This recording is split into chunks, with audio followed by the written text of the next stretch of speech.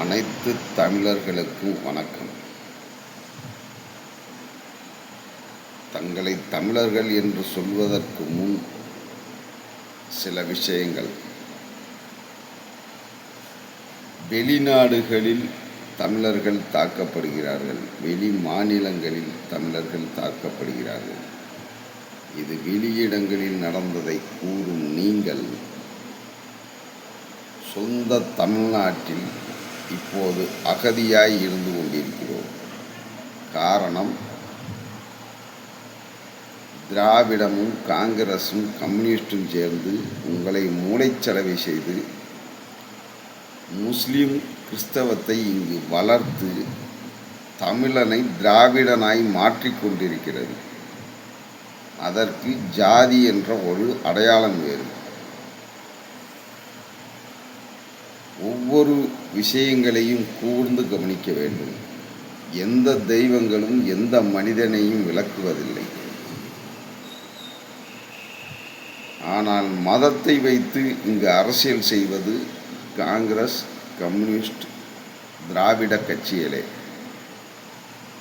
என் மதம் நான் வணங்குகிறேன் என்றால் அது மதவெறி அல்ல. ஆனால்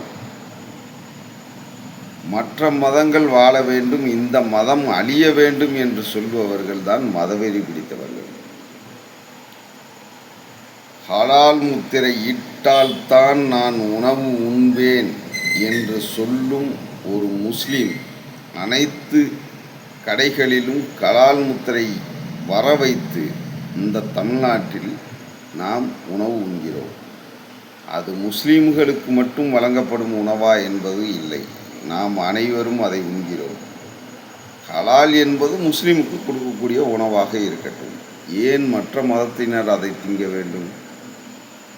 ஏன் இது கட்டாயப்படுத்தப்பட்டது என்றாவது யாராவது கேள்வி கேட்டதுண்டா? கிடையாது. காரணம், உங்களுடைய மூளை சலவை செய்துபட்டு சலவை செய்த மூளையில் அவர்கள் திணிக்கிறார்கள். நாங்கள் ஹலால் செய்யப்பட்ட உணவைத்தான் தின்போம்.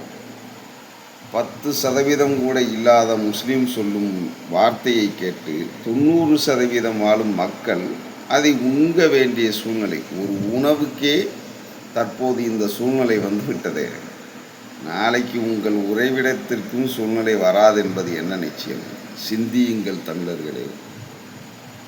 நீங்கள் கோவிலில் கடாய் வெட்டினால் குற்றம், அதே அவர்கள் மாடு வெட்டினால் அவர்கள் எண்ணம்.